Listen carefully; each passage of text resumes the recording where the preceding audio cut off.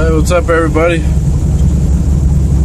Out here today, figured I'd take this thing around the block, see if I could hear what was clunking in it. 56 Nomad.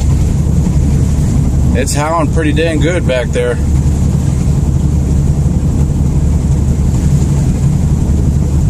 No big clunking just yet, but it's howling.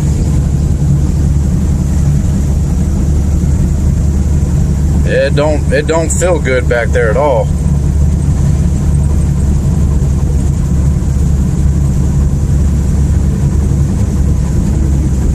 Almost feels like a wheel bearing or something.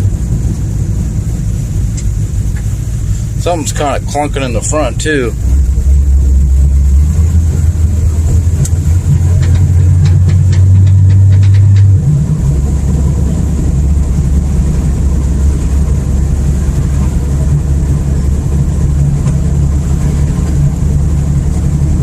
This is the first drive since I got it back. Guess I'm just gonna have to go through some things.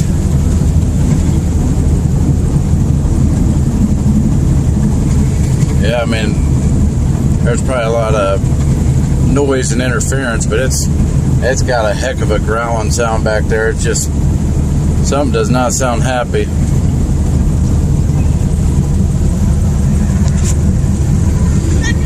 So I'm gonna have to work this car into the garage so I can tear the rear end apart.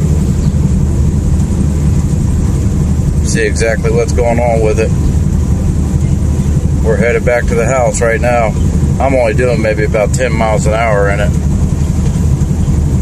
So we'll see what we discover.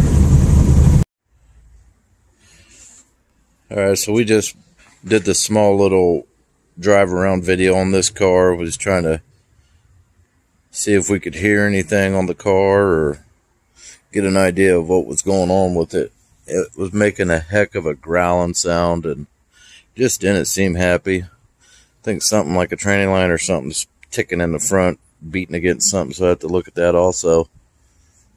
So, today's June 27th, 2023, and just wanted to do this video to update everybody with where I'm at on the car. When I got the car back home, I had it sitting in the garage and I wanted to kind of move it a little bit, just center it up a little bit more, but guys, I'll tell you, you could not budge this car. It wouldn't push, you know. That rear end was tight.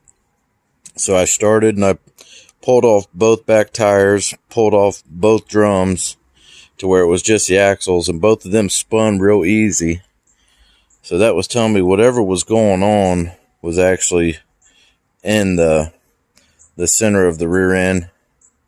So I removed the drive shaft and tried to turn the pinion, the yoke that your drive shaft connects to. I tried to turn that, and I mean, that thing was locked up. You could not budge it. So let's go up there and see if we can see the rear end that I took out of the car, and then we'll go over a couple other things. So this is the center section out of the car. And I wish it was up on the workbench where you could see it a little bit better. But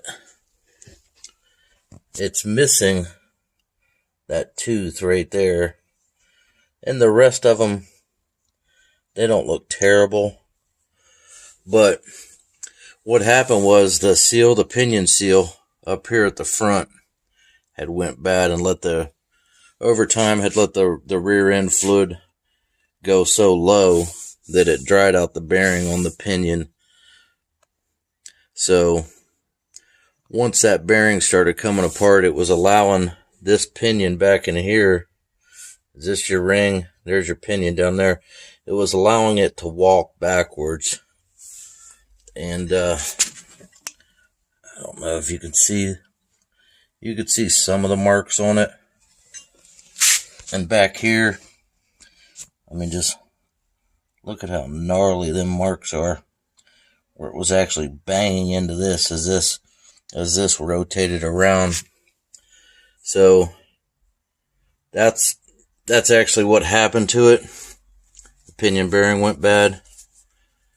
allowed it to start moving back and forth. And it's a real close tolerance between this and the pinion anyways when it goes around. But it's really no big deal. That's a 55, 56 center section, which, you know, if you really got down to it, there's probably still a couple 100,000 of them out in the world. They're no big deal.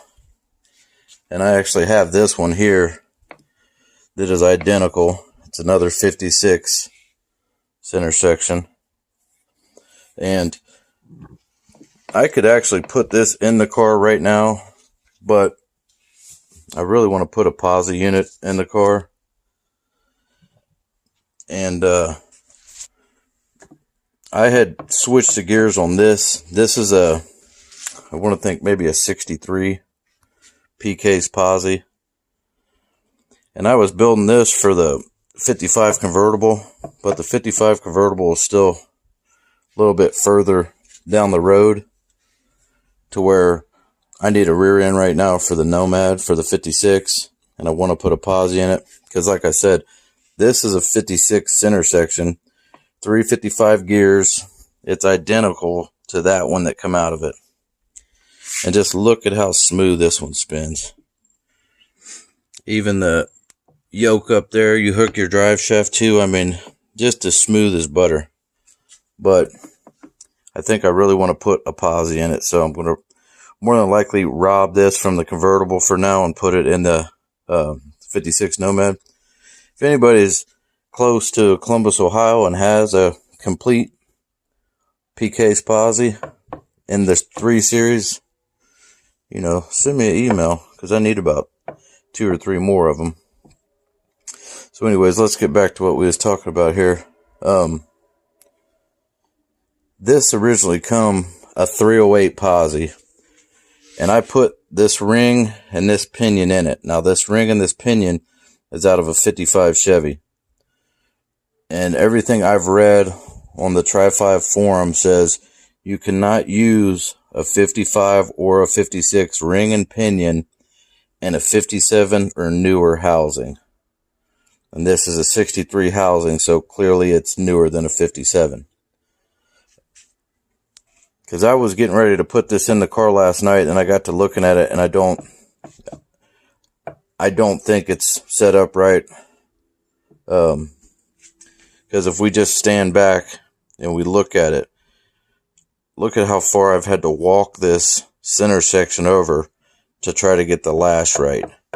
And it's still got quite a bit, where this one has hardly any. I mean, it's tight. And you can even look at the caps.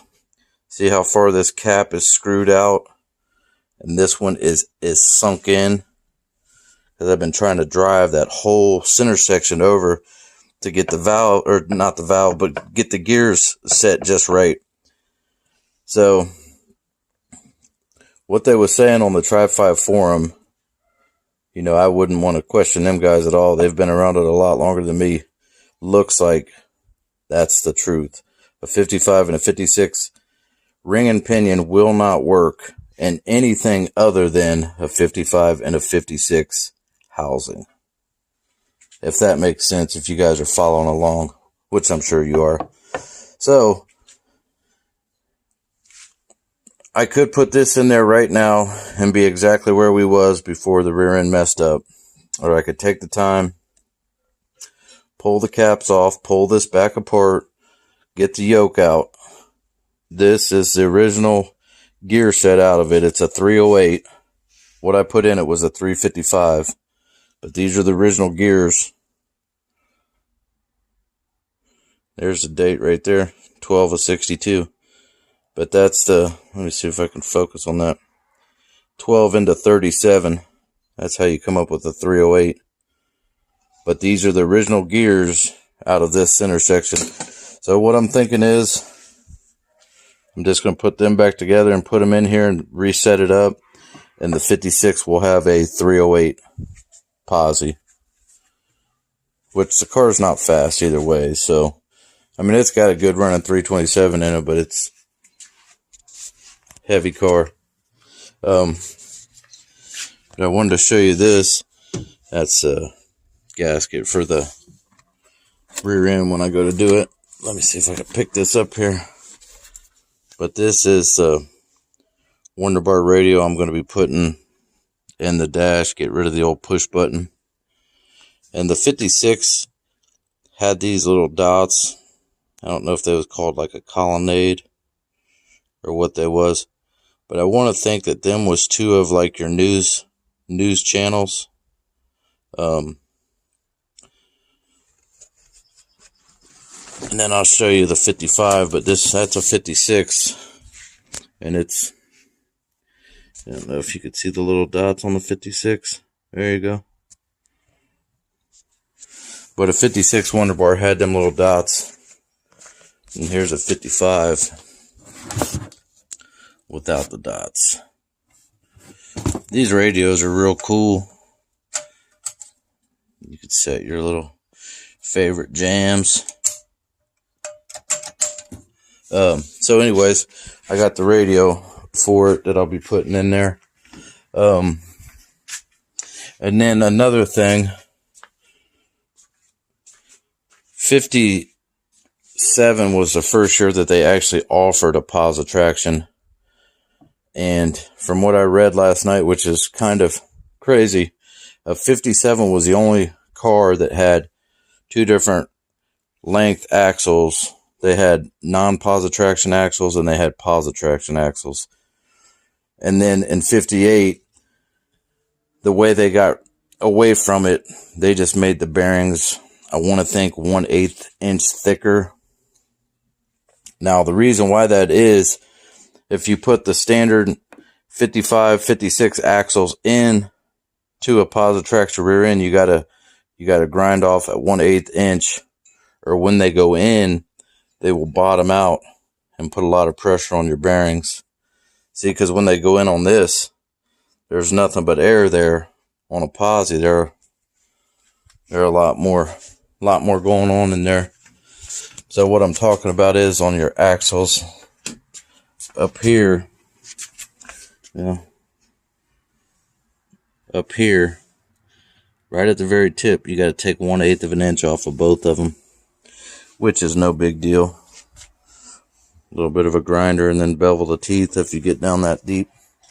I don't even know if an 1/8 of an inch would get down that deep. Let's see here. Yeah. So you grind off an 1/8 of an inch, and then you just go back around it and put your bevel back on it. So I got to do that also. Yeah, I was going to pick them up, but now I don't want to touch them. And then I did buy these. They're actually really decent bumper ends.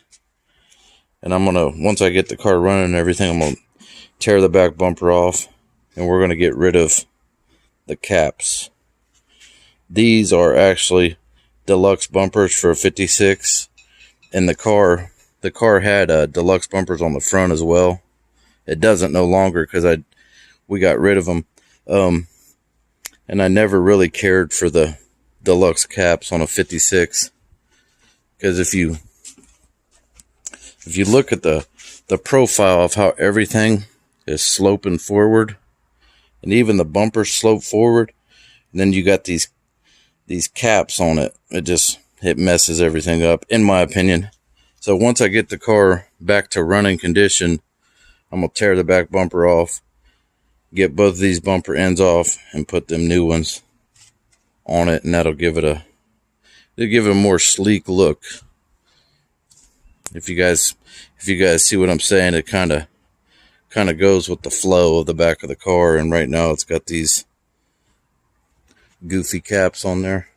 So anyways, that's just a small update. I wish we was putting the car back together tonight, but been a rough week at work. Over the next couple nights, I'm going to tear that center section back apart and put the 308 gears in it. And then this car will just have a 308 posi. It has a 327 with a 350 turbo. And with 355 gears in it, once you get up on the freeway it'll do it, but it's starting to get up into the RPMs. So I think a 308, it's going to hurt it taking off. You know, it won't be as fast taking off, which it's not crazy fast now, but it'll be a much better cruising car. And then this one's got I put a P case in this one when I first got it. And this one's got a Muncie 4-speed. But it's got 336 gears. And it'll do 65, close to 70, but then the RPM start coming up. The problem is, you know, living in the city, everybody wants to drive 80 to 90 miles an hour, and you just want to take a cruise in your car, and even in the slow lane, they're right up on your bumper, and it just drives you nuts. So I'm thinking that the 308 might be actually a better outcome for this car. So we'll put it together. We'll get them gears back, the original gears back into that center section, put it together, and we'll take it for a drive and see how we like it. If we don't like it, we'll tear it all back apart. That's the way I look at it. Well, thanks for stopping by Don's Hot Rod Garage, and thanks for checking out the video on my recent crew cab purchase. I think a lot of people may have took offense to the crew cab name, but a younger guy one time called a 49 Chevy 4-door turtleback a crew cab, and I thought that was pretty cool. So anyways, I love my crew cab.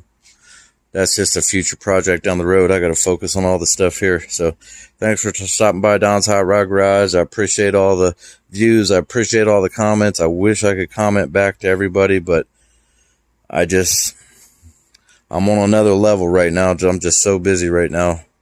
But I do read them, and I do appreciate all the comments and the views. Like, comment, subscribe. I'll catch you guys on the next video.